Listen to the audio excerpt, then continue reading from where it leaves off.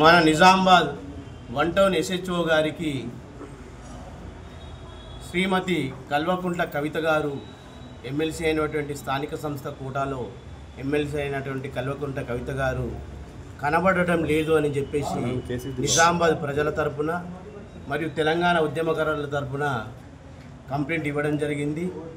తను గత 6 నెలలుగా మన నిజామాబాద్ ప్రజలకు అందుబాటులో లేకపోవడం చాలా బాధగా ఉంది. ప్రజల యొక్క సాధక బాధలు వినకపోవడం కూడా చాలా బాధగా ఉంది.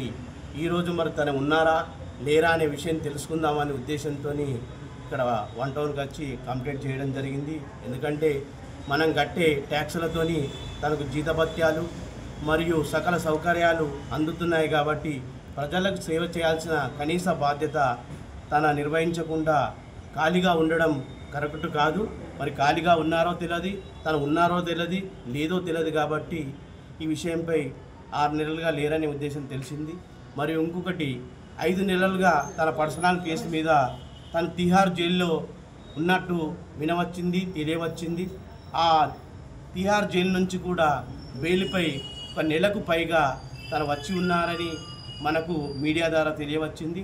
ఈ నెల నుంచి కూడా తను నిజామాబాద్ ప్రజలకు అందుబాటులో ఉండకపోవడం మాకు మా సాధక బాధలు చెప్పుకోవడానికి, నిజామాబాద్ ప్రజల యొక్క సాధక బాధలు చెప్పుకోవడానికి అవకాశం లేకుండా ఉండడం వల్ల మేము తెలంగాణ ఉద్యమకారుల పక్షాన మరియు నిజామాబాద్ ప్రజల పక్షాన ఈరోజు ఇక్కడికి వచ్చి కంప్లైంట్ ఇవ్వడం జరిగింది.